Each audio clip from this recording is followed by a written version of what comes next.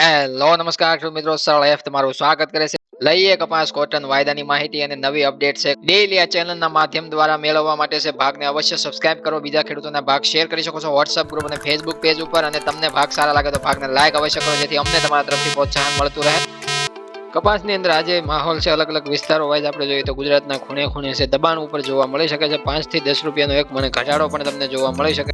વિદેશ વાયદાના આધારિત છે આપણી ઘરેલુ બજારો ઉપર દબાણ જોવા મળ્યું, કારણ કે વિદેશ વાયદાની અંદર 85 સેન્ટનું લેવલ છે જાળવી રાખવામાં વાયદો છે સક્ષમ નથી રહ્યો. 84 સેન્ટની સપાટીએ ફરીવાર આપને આવતો જોવા મળે છે. અને એ પ્રમાણે આપણે જોઈએ તો ઘરેલુ બજારને ટેકો મળવાનું બીજું કારણ વેચવાલીનું છે. તો વેચવાલીનું પ્રમાણ છે ફરીથી આપણે સોમવારે 2 લાખ મણની આજુબાજુ અથવા તો ગુજરાત રાજ્યભરની અંદર 2 લાખ મણ ઉપર પણ વેચવાલી સોમવારે આપણે જોવા મળે. એવી રીતના વેચવાલીનું પ્રમાણ છે આગામી નક્કી કરશે ભાવ ઉપર કેટલી તેજી અથવા તો કેટલો સુધારો ભાવ ઉપર થઈ શકે. આગામી વેચવાલીનું પ્રમાણ કેટલું ઘટે છે એના ઉપર છે નક્કી થશે.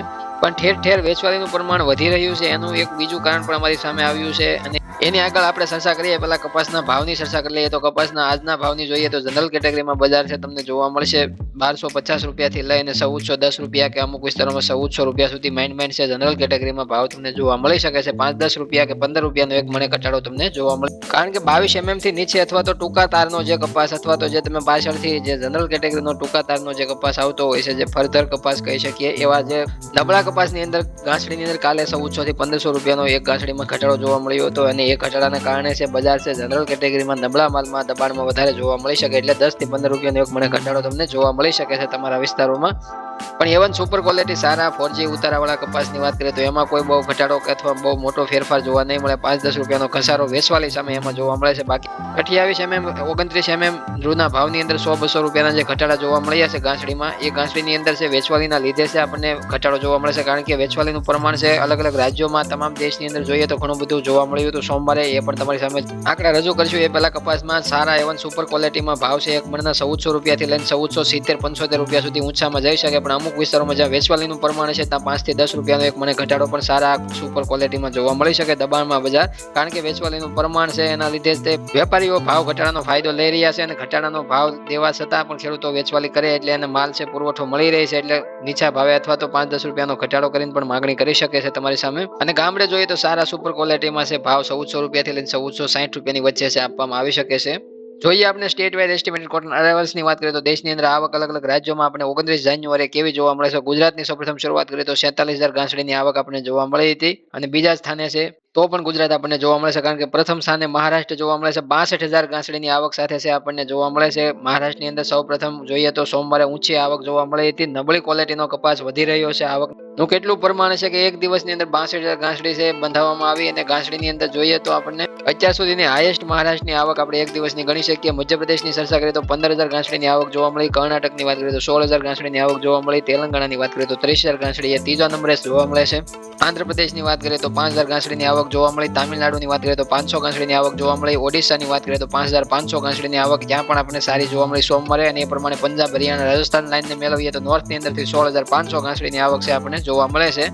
તો એ પ્રમાણે તમામ રાજ્યોને મેળવીને કુલ ટોટલ જોઈએ તો દેશની અંદર 29 જાન્યુઆરી સોમવાર સાંજે રિપોર્ટ આવતા 1,96,500 ગાંસડીની આવક આપણને જોવા મળી છે દેશની અંદરથી. અને એ પ્રમાણે દેશની અંદર 1,62,05,600 ગાંસડી છે બંધાઈ ચૂકી છે. અને ગુજરાતની અંદર જોઈએ 42,68,100 ગાંસડી છે અત્યાર સુધીમાં બંધાઈ ચૂકી છે. થોડું અમે અલગ વિસ્તારો અને અલગ રાજ્યોમાંથી અલગ ખેડૂતો પાસેથી થોડું જાણ્યું તો વધારે પડતી થોડી વેચવાલીનું કારણ એવું પણ બને છે અત્યારે હાલ જોવા મળે છે કે ખેડૂતો અત્યારે હાલ એવું કહી રહ્યા છે કે ઘણા બધા વિસ્તારોમાં કપાસનો કરડ વધી રહ્યો છે અથવા તો કપાસથી ખંજવાળ છે આખા શરીરે વધી રહી છે. અને એના લીધે પણ થોડી વેચવાલીનું પ્રમાણ છે. જ્યાં સ્ટોક કરવા અથવા તો જગ્યા ખેડૂતો પાસે ન હોય અથવા તો ખેડૂતો પાસે એવો સ્ટોક કરવા માટે કે રાખવા માટે કપાસનો અંદર જે અલગથી ગોડાઉન કે એવી કોઈ સુવિધા ન હોય તો વધારે પડતો જે કપાસ છે અમુક વિસ્તારોમાં કરડથી અથવા તો કરડથી કંટાળીને ખેડૂતો વેચી રહ્યા છે એવું હાલ જોવા મળે છે. કારણ કે એમાં એક જીવાણુ આવે છે જે વધારે પડતો કચરો અને ધૂળ, મીટી અથવા તો પાછળથી જે ફર્ધર કપાસ હોય છે એની અંદર વધારે એનું ઉત્પાદન જોવા મળે છે. અને એના લીધે છે પછાત પાછલી વીણીમાં જે કપાસ વીણેલો હોય છે એની અંદર વધારે પ્રમાણ એનું હોય છે. અને એ જીવાતનો કરડ છે વધારે પડતો જે અત્યારે હાલ જે લોકોને વધારે જે નુકસાન કરવાથી ખેડૂતોની વેચવાલી અલગ અલગ રાજ્યોમાં અલગ અલગ વિસ્તારોમાંથી ખેડૂતો પાસેથી એવું થોડું જાણવા મળ્યું છે અમને. તો અમે તમારી સામે રજૂ કર્યું છે. તો તમારા વિસ્તારમાં શું કરડની પોઝિશન છે અથવા તો શું કરડ છે અથવા તો તમારા વિસ્તારમાં એનાથી વેચવાલી નથી, આમ જ ખેડૂતોની જે અત્યારે નાણાં ભીડને લીધે વેચવાલી છે અથવા તો આર્થિક સમસ્યાઓના લીધે વેચવાલી છે, શું તમારું માનવું છે ખાસ કોમેન્ટમાં જવાબ આપજો. કારણ કે વેચવાલી છે પર ડે આપણને 2 લાખ મણ ઉપર ગુજરાતમાં જોવા મળે છે અને 2 લાખ ગાંસડી આપણને પર ડે દેશની અંદર બનતી જોવા મળે. એટલે માત્ર ને માત્ર આ કંઈક અલગ કારણથી વેચવાલી વધતી હોય છે, નહીં તો એટલી બધી વેચવાલીનું પ્રમાણ હોય ને. એક સાથે ધીમું વેચવાલીનું પ્રમાણ હવે આપણે ફેબ્રુઆરી મહિના દરમિયાન જોવા મળવું જોઈએ. હાલ તો જાન્યુઆરી મહિના દરમિયાન તો આપણે વેચવાલીનું પ્રમાણ જે જોવા મળ્યું છે એ કોઈ વધારે પડતું શંકાને સ્થાન વાળું નથી, પણ હવેથી જે વેચવાલીનું પ્રમાણ વધીને 5 દિવસ રહે કે અઠવાડિયું રહે, પણ એનું વધારે પડતું બજારને નેગેટિવ અથવા તો જે ડબલા ડેટા અથવા તો જે દબાણ લાવવા માટે, કારણ કે પુરવઠો ઘણો બધો વધારે છે એવું માર્કેટમાં ને હકીકતમાં પુરવઠો હોય નહીં ખેડૂતો પાસે, પણ ટાઈમ કરતા વહેલો પુરવઠો બજારમાં જોવા મળે એટલા માટે છે બજાર છે એવું માનતી હોય છે. અત્યારે હાલ બજારનું અત્યારે માનસ છે ફરીથી આપણને મંદી તરફી જે જોવા મળ્યું છે, નહીં તો વિદેશમાં જે આપણે તેજી જોવા મળી છે આપણે ઘરેલું કોટન MCXમાં અને ઘરેલું બજારમાં તેજીની શરૂઆત પણ થઈ હતી, પણ વેચવાલીનું પ્રમાણ સતત 2 થી 3 દિવસમાં વધેલું જોવા મળ્યું. એના લીધે પુરવઠો વધારે જોવા મળ્યો અને બજાર છે ફરીથી વેપારીઓ દબાણ બનાવવા તૈયાર થઈ ગયા. એટલા માટે હેડિંગમાં કહ્યું છે કપાસની ખંજવાળથી અથવા કરડથી છે ભાવમાં ચીમઠા થયા, અથવા તો ખંજવાળથી છે તમને જામઠા અમુક વિસ્તારોમાં બોલાતા હોય તો જામઠા થયા. કારણ કે ખંજવાળ હોય, કરડ હોય, કોઈ પણ વસ્તુ હોય, પણ આપણે નુકસાન તો ભાવ ઉપર આપણને જોવા મળે છે અથવા ખેડૂતોને જોવા મળે છે. હવે જોઈએ સોમવારે આઈસ ફ્યુચર્સની અંદર છે આપણે કેવી સપાટી જોવા મળે. ઓપનિંગ સપાટી જોઈ શકો છો તમે 84.46 સેન્ટની, ફરીથી મથાળાની સપાટી તમને રાતભર છે 85.21 સેન્ટની બતાવવામાં આવી. તળિયાની સપાટી રાત્રે છે 83.85 સેન્ટની બતાવવામાં આવી. એટલે કે વાયદાની અંદર છે આપણને ઇન્ટ્રાડે ટ્રેડિંગ રેન્જની અંદર છે આપણને વાયદાની અંદર 84 સેન્ટની સપાટી પણ બ્રેક કરતું જોવા મળ્યું અને ફરીથી વાયદો છે સેટલ થયો. રાત્રે જે બંધ થયો ત્યારે 84.26 સેન્ટના લેવલે 0.11% મામૂલી નબળાઈ સાથે કોટન માર્ચ ફ્યુચર છે આપણને જે અમેરિકન વાયદો છે બંધ થતો રાત્રે જોવા મળ્યો છે. હાલ અત્યારે જોઈએ તો આજના દિવસમાં જે આપણે એશિયન કલાકો દરમિયાન ઓપનિંગ સપાટી જોવા મળે છે 84.60 સેન્ટના લેવલે અત્યારે હાલ રનિંગ છે. વાયદાની અંદર સ્થિતિ છે આપણે ફરીથી 84 સેન્ટ ઉપર છે જોવા મળે અને વાયદો રાત્રે પણ 84 સેન્ટ ઉપર બંધ થયો, એ પણ આપણા માટે ફાયદાકારક. નહીં તો વિદેશ વાયદામાં થોડું ઘણું લેવલ નીચે જોવા મળે અથવા તો વાયદાની અંદર થોડો ઘટાડો જોવા મળે તો આપણી ઘરેલું બજારો નવું મંદીનું કારણ એમાં જડી જાય અને એ પણ છે વેચવાલી સામે છે વાયદાની પણ ઇફેક્ટ બતાવવા લાગે અને ભાવ ઉપર વધારે દબાણ અથવા તો ભાવ ઉપર ઘટાડો કરવા માટે વેપારીઓ તૈયાર થઈ શકે વધારે.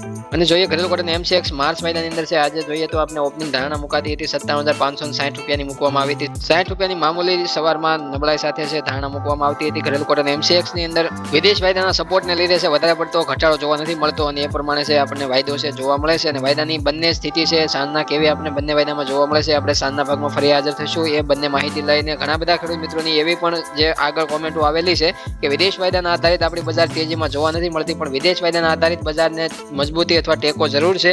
બજાર જો વિદેશ વાયદાની અંદર અત્યારે હાલ ઘટાડો જોવા મળે તો તમારી સામે આપણી ઘરેલું બજારને ઘટતા વાર લાગે એમ નથી, કારણ કે 10-20 રૂપિયાનો દબાણ સાથે વેપાર કરવો વેપારીની અત્યારે હાલ અઢળક પુરવઠા સામે છે લૂંટવાની સ્થિતિને વધારે પડતો વેગ મળી શકે છે અને વેપારીઓ છે લૂંટી શકે, સારા એવા નીચા ભાવેથી ખરીદી કરી શકે છે. કારણ કે જરૂરિયાત આગામી ઘણી બધી છે, કોટન માંગ ઘણી બધી છે, પણ આગામી સમયમાં જ્યારે જે સમયને અનુરૂપ પુરવઠો જો આવતો હોય તો એનો ફાયદો છે અવશ્ય જરૂર ખેડૂતોને થતો હોય છે, પણ સમય પહેલા છે પુરવઠો વધારે પડતો જોવા મળતો હોય તો એની નુકસાની તમામ ખેડૂતોને પણ મળતી હોય છે. એટલા માટે અહીંયાથી વારંવાર નબળી ક્વોલિટીનું વેચાણ કરવા માટે કહ્યું છે અને સારી ક્વોલિટીનો સ્ટોક કરવા માટેની અમે પણ ભલામણ કરેલી છે. હવે મળશું નવા ટોપિક સાથે સાંજના ભાગમાં બંને વાયદાની માહિતી લઈને. જ્યાં સુધી તમામ ખેડૂત મિત્રોને જય જવાન, જય કિસાન, જય ભારત, જય ઠાકર.